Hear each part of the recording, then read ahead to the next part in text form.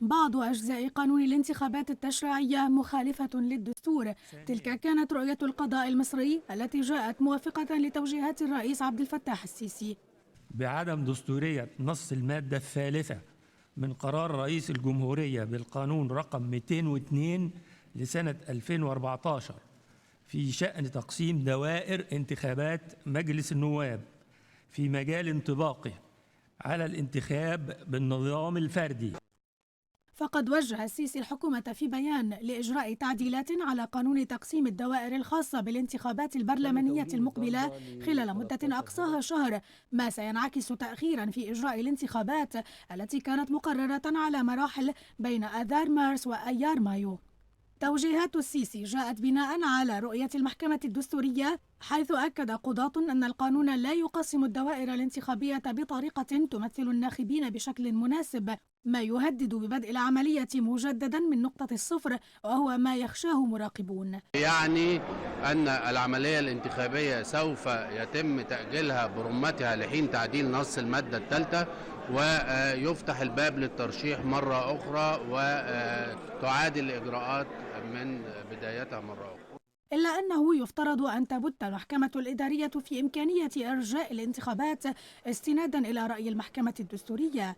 وفي السياق أكدت اللجنة الانتخابية المصرية في بيان أنها ستعلن جدولا زمنيا جديدا للإجراءات الانتخابية للاقتراع التشريعي بعد صدور التعديلات بشأن الأجزاء المخالفة. وعاد سن قانون آخر وعرضه على رئيس الجمهورية سواء من قبل مجلس الدولة، تمام، قسم الفتوى والتشريع بمجلس الدولة، وعرضه على رئاسة الوزراء بعد تكليف من رئاسة الوزراء بذلك، وعرضه على رئيس الجمهورية لإصداره. وبهذا يكون الاستحقاق الثالث لخارطة الطريق التي وضعها الجيش المصري إبان عزل محمد مرسي قد تأجل إلى أجل غير مسمى، ليتابع السيسي بذلك توليه السلطتين التنفيذية والتشريعية إلى أن يتم انتخاب برلمان جديد.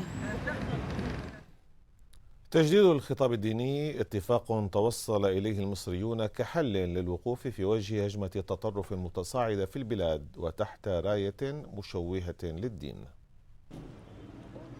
لأن التطرف جاء من فهم خاطئ وضيق لديننا الحنيف، قرر المصريون مقابلته بالحسنى.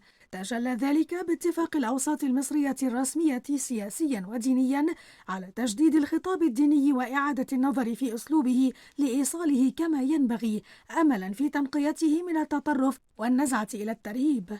فالجماعات المتطرفة تستقطب أتباعها ممن يقعون في فخ القراءات السطحية والتفاسير الضيقة للقرآن والحديث، وبالتالي ينبغي العمل على هذه العقول لتحصينها من الوقوع في فخ التطرف المزركش بالأوهام، ومنها أن هذا الإرهاب بر لله ورسوله.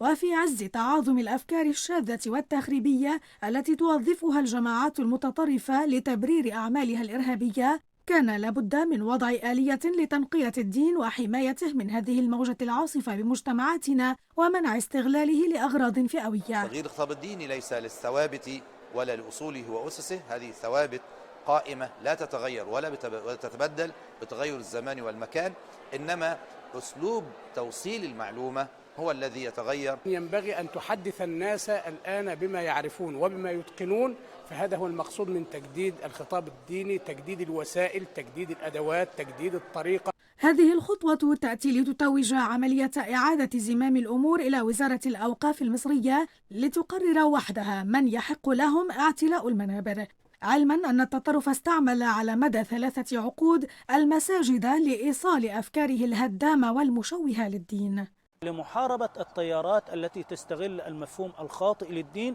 حتى يعود الناس إلى صحيح الدين، فيفهم القرآن الكريم ويفهم السنة النبوية المطهرة في فهم واقعي عصري. وقد ساهم توحيد خطبة الجمعة في عموم مساجد مصر على إقصاء مدعي الفقه والعلم الديني، وأسس لحماية الإسلام من الشوائب التي أدخلها عليه ضعاف النفوس من التكفيريين.